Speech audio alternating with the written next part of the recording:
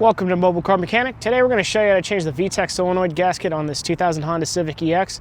This is going to apply from 96 to 2000, only on the EX with the D16Y8s. So that if the D16Y8 is in any other model that you have, it'll apply the same way.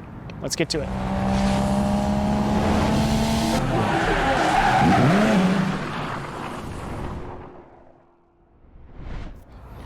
Our parts and tools in here are going to be a torque wrench, some brake cleaner to clean up some of the oil, various 10 millimeters, so I have a deep 10 and a short 10 as well, an extension, a swivel, another short 10 that's for a 3/8 wrench, a flathead or a pick tool, and some pliers, as well as the part.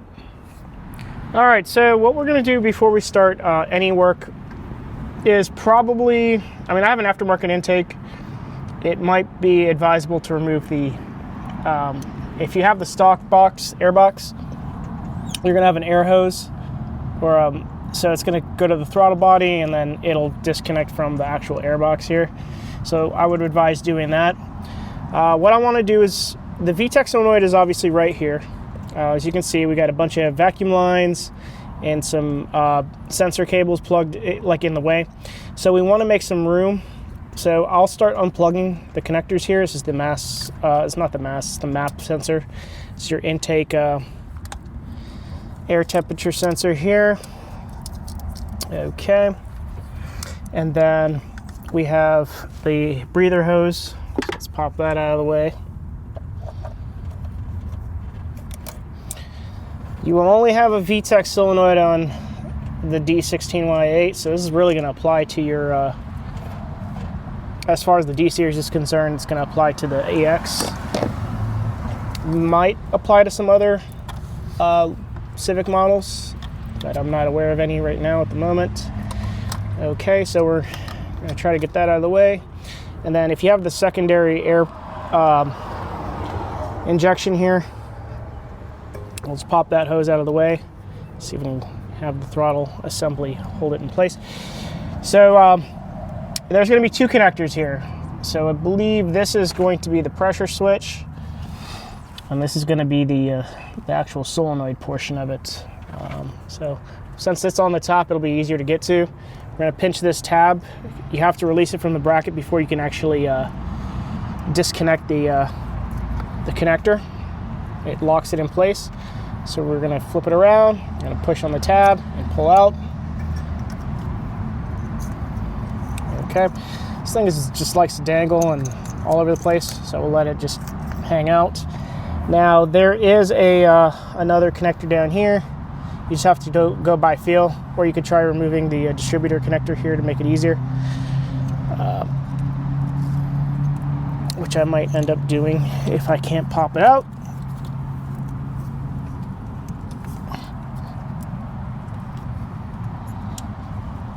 There we are. So what I did is I pushed it in, and then I squeezed this tab. This tab's pretty stiff. So now that we have that out of the way, our main focus is the three 10 millimeter bolts that are going to be holding this down. So there's one right here, there's one down here, and then it might be hard to see, but there is another one right there. So I'm going to try to tackle it with a smaller socket wrench here. I'm going to try to get to the last, the one that's going to probably be the most difficult to get to.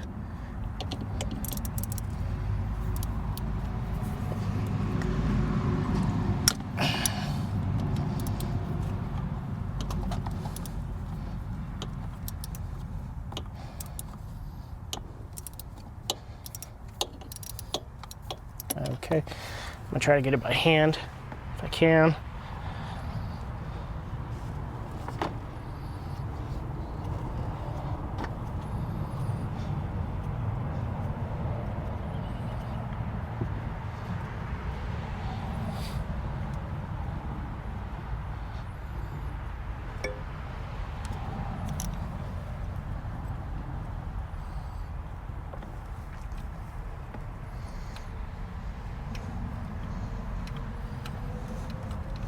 They're long bolts, so they do take a while to get out. especially in difficult places. Just so you're aware, all the bolts are exactly the same length, so you can't mix them up.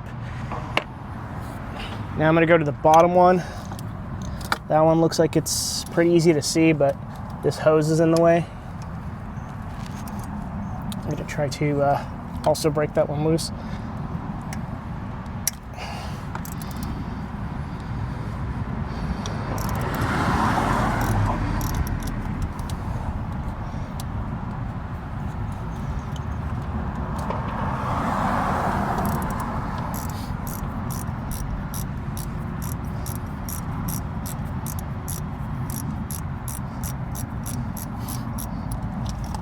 Okay, let's see if I can get it by hand.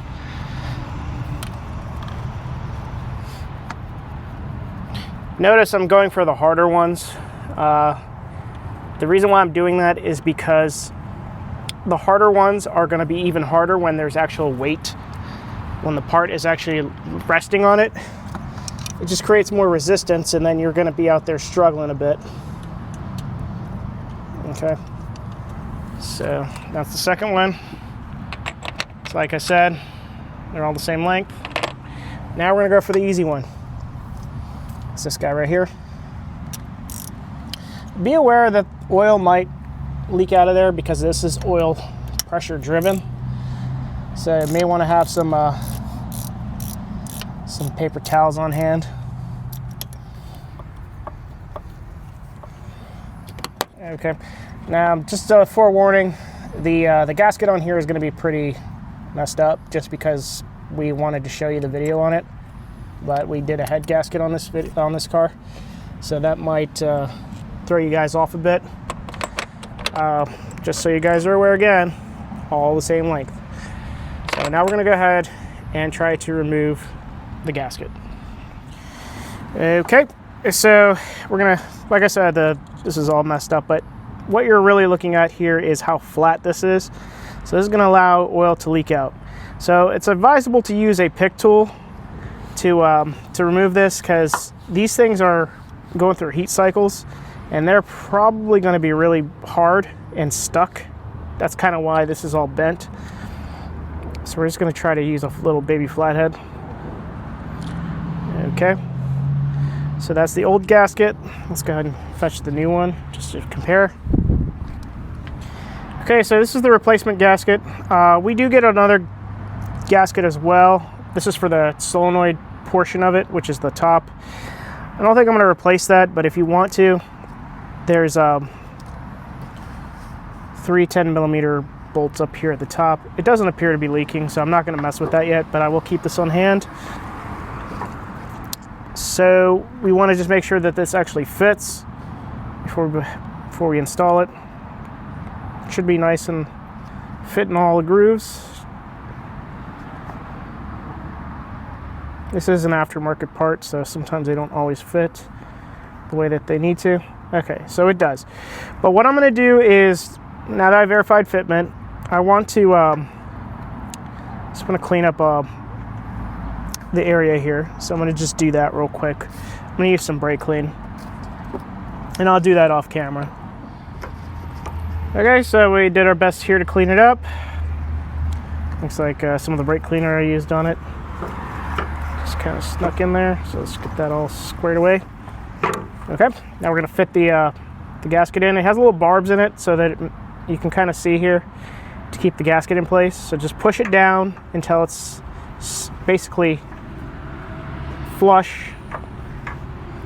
Now you may not be able to see it on camera, but you can kind of see how it sticks out. That's how it's supposed to look. That's how it protects that's how it keeps the oil from leaking out. So now that we have it in there, obviously you can confirm that it's locked in place when you flip it upside down. Actually, you know what I'm going to do? It's good to go. I just want to clean the surface here real quick on the actual back of the cylinder head. So as you can see, it's got a little bit of oil, a little bit of witness marks from the old gasket. So just want to make sure the surface is nice and clean. I'm just going to get a paper towel. I'm just going to spray it. I'm just going to give it a nice just wipe down.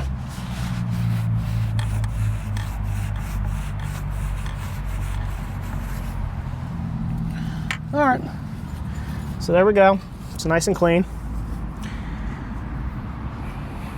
Now we can go ahead and start putting in the VTEC solenoid.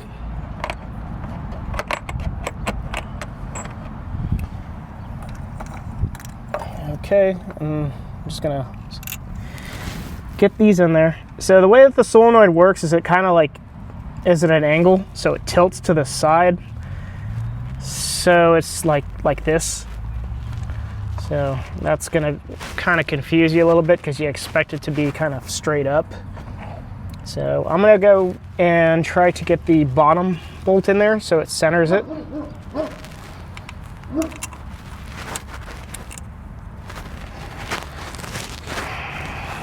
This stupid hose is in the way, so just pull it up if you have one.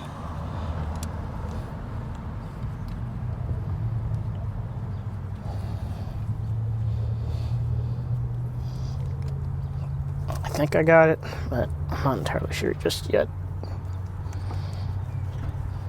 Okay, yeah. So I got the bottom one in there. So what you want to do is to kind of like, when you're trying to find the hole, kind of puts a little bit of pressure on the screw, but also kind of turn it while you're doing that so that it finds the hole, and then it'll push more further in where you can then start threading it without stripping it or thinking that you put it in or not. Okay, let's get this one too. We're not going to tighten any of these just yet because we want a little bit of wiggle room. So that, because what will happen sometimes is if you tighten it too much, then it may misalign one of the bolt holes here, and then maybe two will go in, but the third one won't. Okay, so let's see if we can catch a thread here. Sweet. Okay.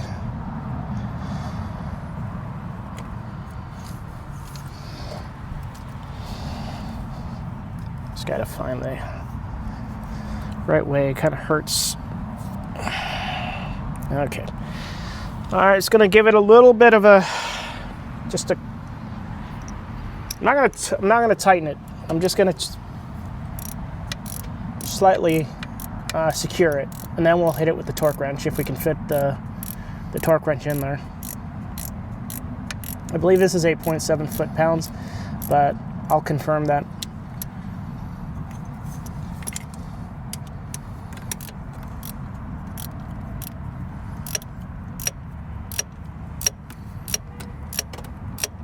We're just snugging it down.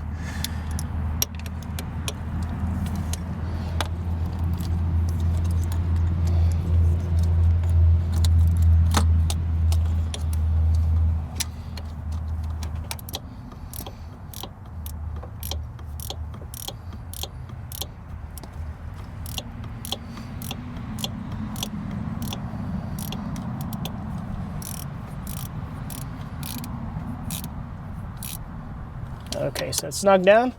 I'll be back. I'm gonna look up the torque specs real quick just to confirm, and then we'll go from there.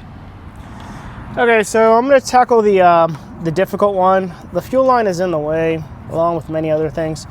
So I have an extension along with a swivel joint. You may find a way that works better than this, but I'm going to attempt to do it this way. So just make sure that it's all the way on there. And we're going to give it the, it's 8.7 foot-pounds. I did confirm that.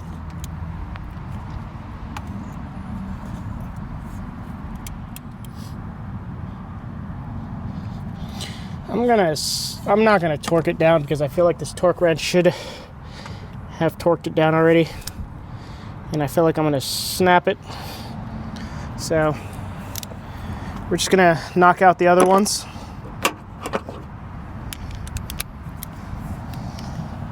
Because 8.7 foot-pounds isn't very much.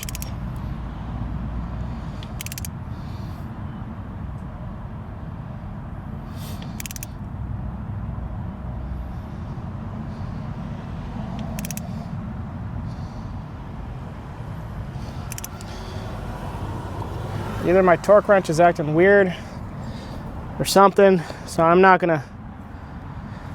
gonna guesstimate on the torque at this point. because I don't want to strip the threads. When I had the head off, torquing it was a lot easier and more consistent. So, roast me in the comments if you'd like.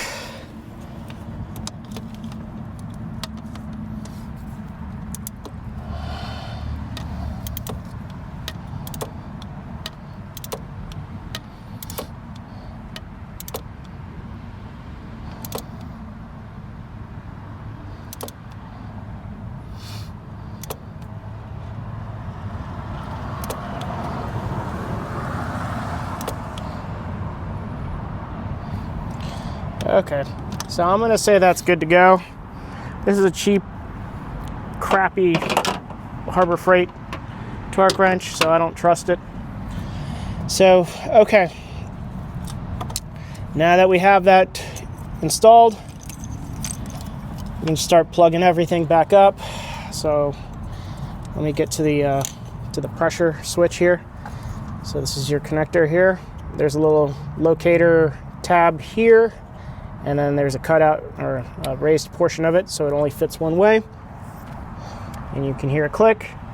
Now we're going to put this in one way.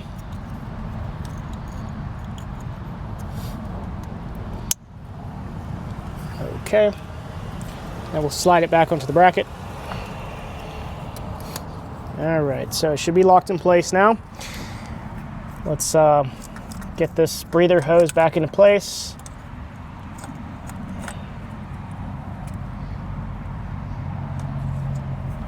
Okay. Let's put the clamp on. I think if you have the stock air box, I think that there's a small clamp on there too.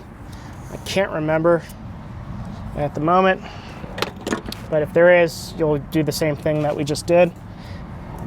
Okay, we'll plug in the air temperature sensor for the intake and the map sensor on the throttle body. Now we're just going to review, make sure that we have everything plugged in, put this back into its little holder if you have it. So everything looks good to go, and that's it. We're done. Thank you for watching Mobile Car Mechanic. Today we just showed you how to change the VTEC Solenoid on this 2000 Honda Civic EX. Again, this is going to apply from 96 to 2000 and any other models that use the D16Y8. Thanks for watching, and see you on the next one.